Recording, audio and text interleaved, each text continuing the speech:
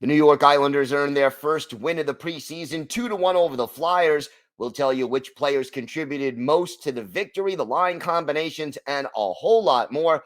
Plus, our look at Hudson Fasching and what he needs to do to have a successful season. We've got all that and more coming up on today's Locked On Islanders podcast. Your Locked On Islanders, your daily podcast on the New York Islanders. Part of the Locked On Podcast Network, your team every day.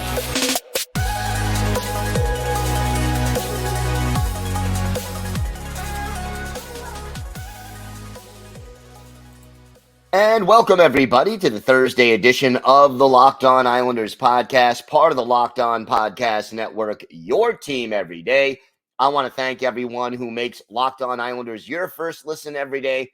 Don't forget to subscribe on YouTube or wherever you get your podcasts so you can get new episodes as soon as they drop. And you can find us now on SiriusXM on the SXM app.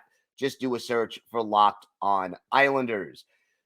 Finally, some good news. Islanders win their first preseason game, beating the Philadelphia Flyers 2-1. We'll break it all down for you. But first, if you've got something Islanders related on your mind, if you have a question, a comment, maybe a topic you'd like us to discuss on a future episode, feel free to send us an email. The email address, lockedonislanders@gmail.com. And if you leave your first name and where you're from, we're happy to mention you on the show when we talk about whatever it is that's on your mind. You could also follow the show on Twitter at Locked On Isles.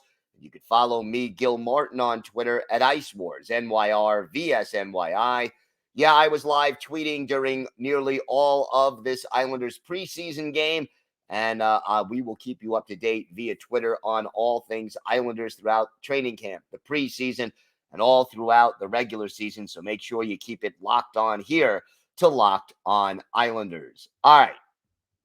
The New York Islanders earn a 2-1 win over the Philadelphia Flyers. And basically, the players that did not play in the game against the Rangers played in the game against the Flyers. So this game at home, that is certainly a benefit. And the Islanders emerge with a 2-1 victory. Ilya Sorokin looked solid, stopped all 12 shots he faced in 30 and a half minutes of ice time. Ken Appleby came on in relief. He looked pretty darn good for a guy who is considered, a very good ECHL goalie and a questionable AHL goalie. Appleby making 17 saves in 18 attempts there, 18 shots in 29-27. Now, the line combinations for this game. First line, Bo Horvat, Simon Holmstrom, and Matthew Barzal. And Holmstrom certainly had his moments, but we'll get to that. Carson Kuhlman centered Eetu Liukas and Oliver Wahlstrom on the second line. Casey Cizikas, Ruslan Ishkov, and Julien Gauthier were the third line. And then Brian Pinho centering Dmytro Timashov and Matt Martin on the fourth line. You had Adam Pelech and Noah Dobson on the top pair defensively. Dennis Chalowski and Robin Salo on the second pair.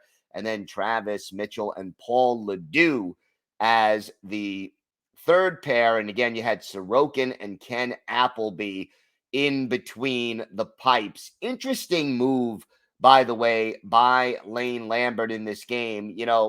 Yesterday or the day before, Semyon Varlamov played 40 minutes, and everyone was expecting the Islanders to allow Sorokin to play 40. He only went 30 and 33 seconds. I guess they had to wait for a whistle. But I think the key to that was that Varlamov in the game against the Rangers gave up 3 goals in 3 minutes and 15 seconds of the game and, didn't look very, very sharp. So I think Lane Lambert probably wanted to give him a little bit more chance to get his confidence back and even things out. And he did.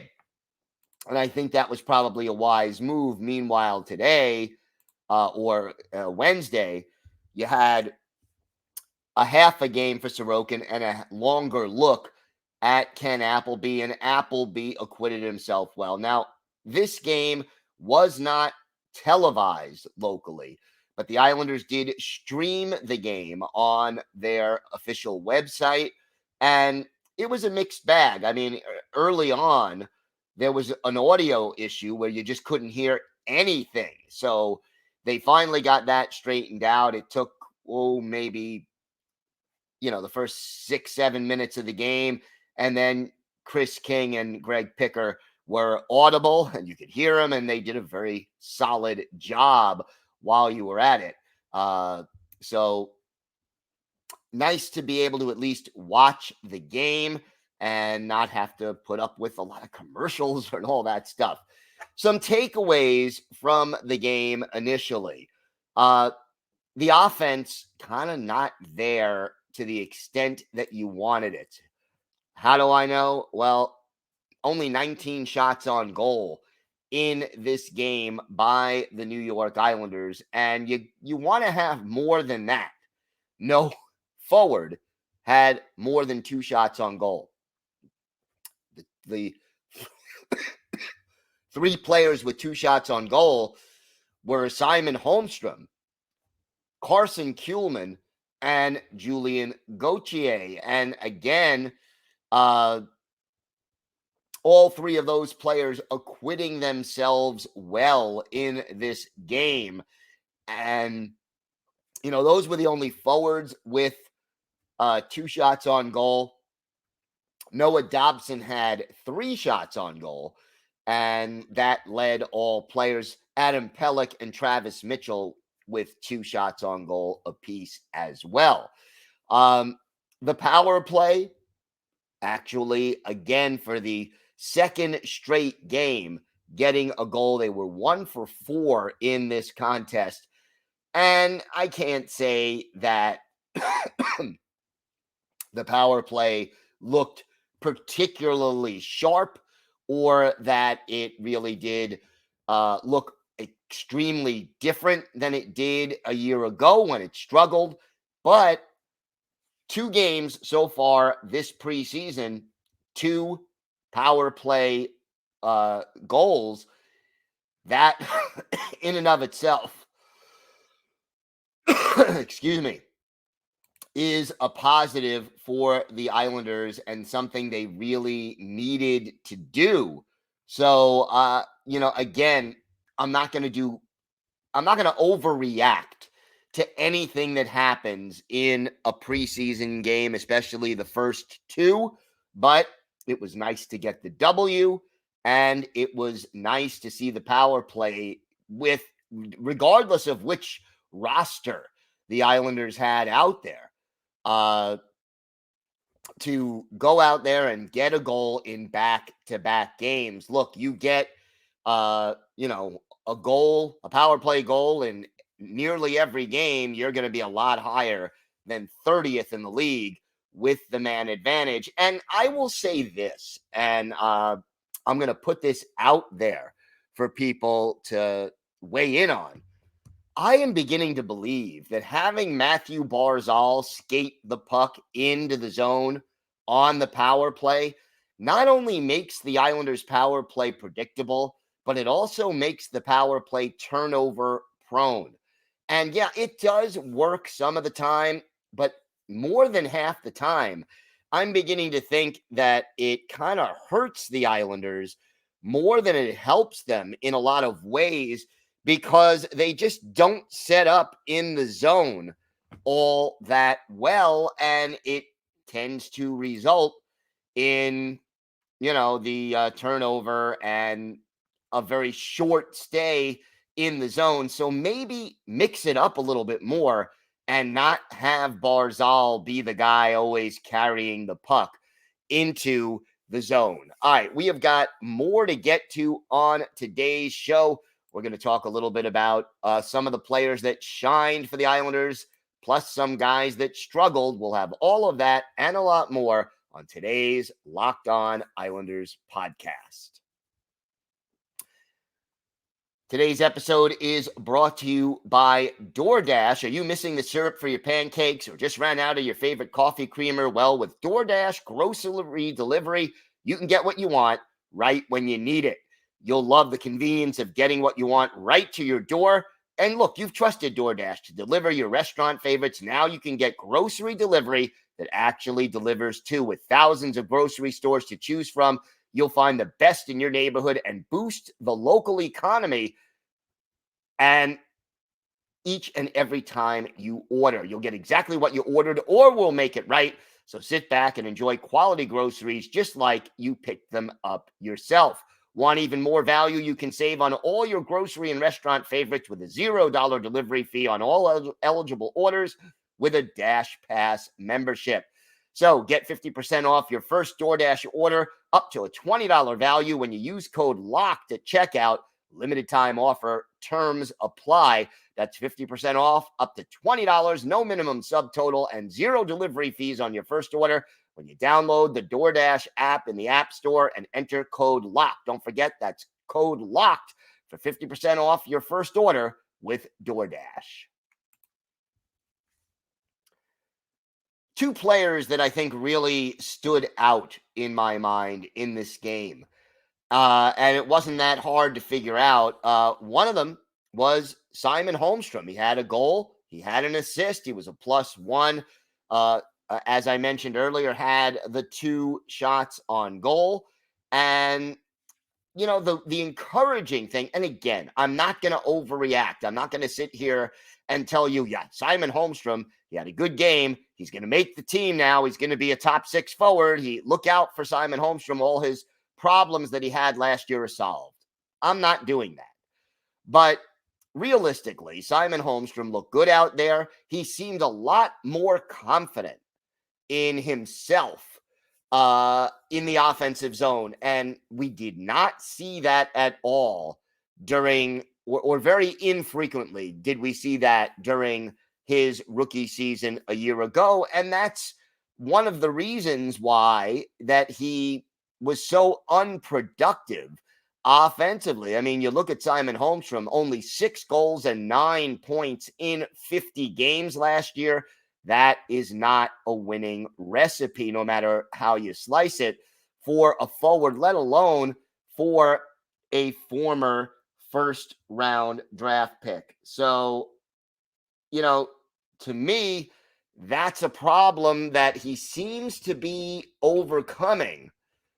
And it's encouraging, to say the least, to see him getting better at what he needs to do offensively. Now, the other player who I was very encouraged by the way that he played, without question, that was Julien Gauthier.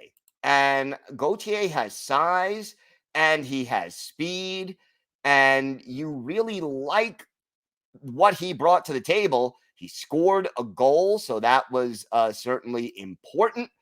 And he really just seemed to add a little zip to the Islanders lineup and seems to add some of the ingredients they need.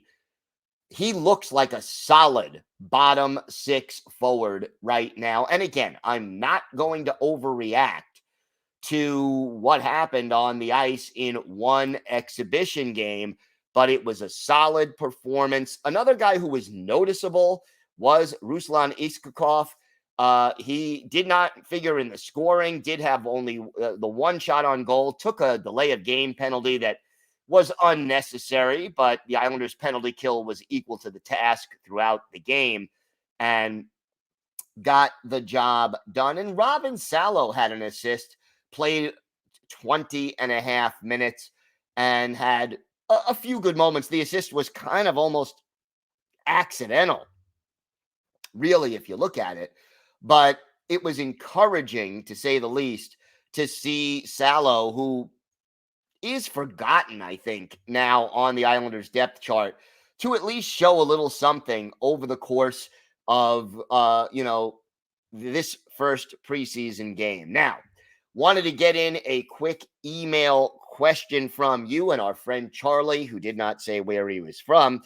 again. But Charlie basically had this to say, and he sent this to me after the first preseason game. He said, Lane Lambert should cut the nonsense. William Dufour is the only candidate with the size, balls, and shot to play on the line with Horvat and Barzal. He is the power play solution. He has the swag, and he shoots the puck. He beat a world-class goalie in Igor Shesterkin and almost got him at least one other time, maybe two. Charlie, I think Dufour had some really good moments in that first preseason game against the Rangers. It was encouraging to see. What he does away from the puck, though, is going to be a big determiner as to whether or not he has a shot to make this roster out of camp. And if he doesn't, and I don't expect him to see how soon he is one of the call-ups if injuries or slumps or something else hits. So I like what I saw from Dufour with the puck. Need to see him be more consistent without the puck. And look, hopefully, we're going to see William Dufour at some point during the upcoming NHL season. So, Charlie, thank you. And again, to all of our listeners, if you want to basically ask us a question, send an email to lockedonislanders@gmail.com, and we will be happy to read your question or comment on the air. We have got more to get to on today's show. I did not give a clue for our Islanders birthday of the day. This player was only an Islander for part of one season, most of one season, but he's better known as the brother of an Islanders captain. Let's see if you can guess who that is. We've got that, and plus our look at Hudson Fasching, what he is likely to have as a role this season and what he needs to do to fulfill that role. All that and more still to come on today's Locked On Islanders podcast. Hudson Fasching is next on our look at players. We're going through the entire Islanders roster, talking about what the expected role of each player is going to be, and basically what would constitute a successful season for that player. And Hudson Fasching is today, every day, as you know, we've been doing this every day since last week. Fasching is an interesting guy. He is a Milwaukee, Wisconsin native. He's not a kid. Everyone thinks he's a kid because he doesn't have a lot of NHL experience. Last year, when he played 49 games for the Islanders, pumped in 10 goals, 19 points, plus 10, and only had 10 penalty minutes. Those were the most games he played in any one NHL season, but he had previously played with Buffalo and Arizona, and now has played 87 career NHL games. But, prior to this, just 1 goal and 2 assists in those games, really had a breakout year. And Fasching is 6'3", 204, so he's got solid size, and he really hustles all the time, plays a fundamentally sound hockey game, kind of the ideal bottom six guy. I mean, if you want to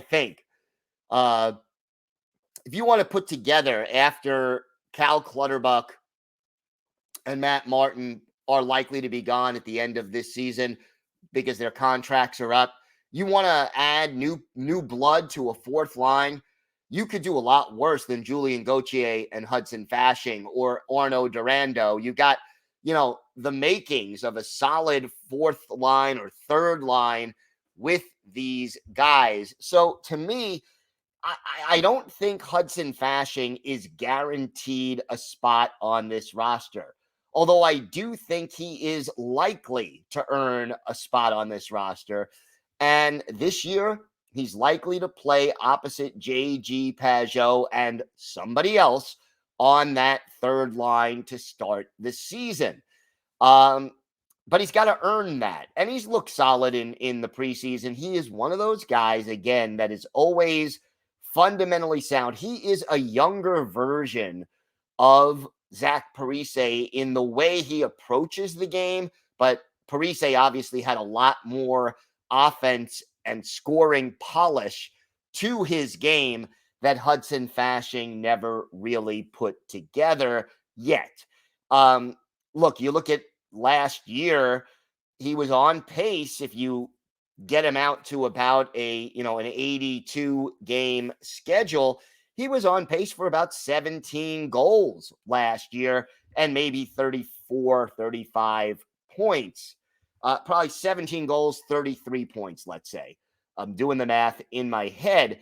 But you get that from a third liner, I think you'd be very happy. And again, his role is more of a guy who's going to dig the puck out of the corners, hustle, get in front of the net, get into the dirty areas. He is kind of designed to, to do the little things right. And that's why I made the Zach Parise comparison. Now, he averaged 12 and a half minutes of ice time a game, blocked 22 shots, had 45 hits, so a little less than a hit per game. You would like to see maybe him be a little more physical.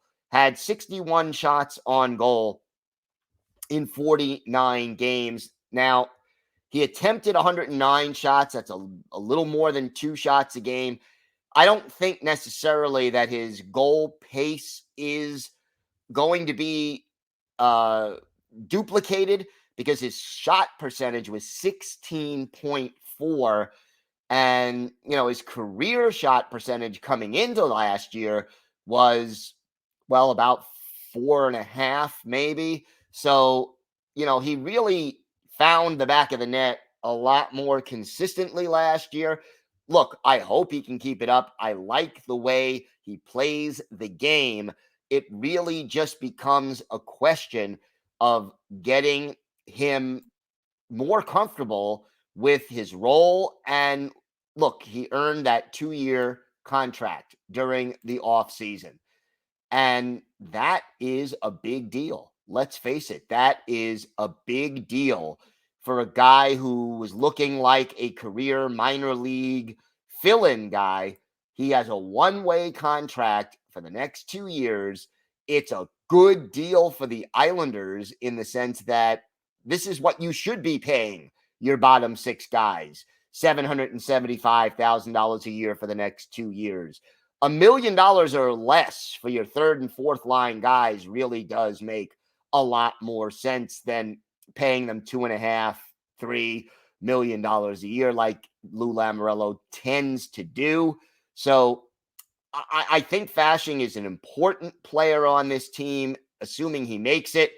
And it's pivotal for him. He is not in a position at the age of 28 to let his foot off the gas, because if he does, he will have last year look like, okay, he got hot. He was a flash in the pan, but he's not consistent enough and good enough to sustain it. Go back to Bridgeport. We'll pay you the $800 or the $775,000, and you can be the veteran guy who we call up when we need him. If he continues to play the way he did last year and establishes himself as a full-time NHLer, plays 70-plus games, assuming he does not get hurt, that would really be a big step forward for Hudson Fasching. So hopefully Fasching gets that done. Time now for our Islanders birthday of the day. And we are a day early on this one, but Friday will be the 51st birthday of former Islanders forward Jörgen Jönsson. Jörgen Jönsson, a native of Sweden, a 9th-round pick by the Calgary Flames back in 1994, but didn't come to North America until 1999 when he joined the Islanders.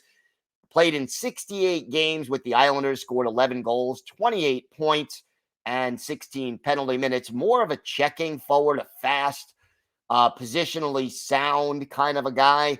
Then was traded at the deadline to the Anaheim, then Mighty Ducks, where he finished out the season before heading back to Sweden. Only played 81 career NHL games with the Islanders and Ducks 11 of his 12 goals came with the Isles, as did 17 of his 19 career assists. His best game as an Islander, well, there were a few good ones, but we're going to December 23rd, 1999 at the Old Barn, the Nassau Veterans Memorial Coliseum. Islanders taking on the Rangers. Kevin Weeks in goal for the Islanders, Mike Richter for the Rangers. And in this game, Jörgen Janssen gets what ended up being the game clinching goal in the third period. It was a shorthanded goal midway through the period that made it 4-2 Islanders. Claude Lapointe had 2 goals in this game for the Isles, including the game winner. The assist on Jörgen Janssen's big shorty, Nicholas Anderson, and a young kid named Zdeno Chara. Jörgen Janssen, of course, better known as the brother of Kenny Janssen, who was a former Islanders captain. But Jörgen Janssen is our Islanders' birthday of the day. I want to thank everybody who makes Locked On Islanders your first listen every day. Everydayers, we'll talk a little bit more about the Islanders' rematch with the Rangers Friday, which is on tomorrow's show. Plus, we will continue our player-by-player look at this team, talking about Kyle Palmieri, a guy who still hasn't practiced with the team this training camp. He has been skating on his own, and the longer it goes, the more concerned I think some Islander fans are going to get. So make sure you join us for that, as we'll talk about Palms and what he needs to do to have a successful season this year with the New York Islanders. And the Islanders need Palmieri based on the way this team is put together if they hope to have success. So hopefully Palmieri will be healthy and ready to play and will be productive. You know, when he's been healthy, other than that first year, he's been productive, but staying healthy has been tricky for Kyle Palmieri. All right, we'll be back tomorrow. Until then, have a great day, everybody. Stay safe. And of course, let's go Islanders.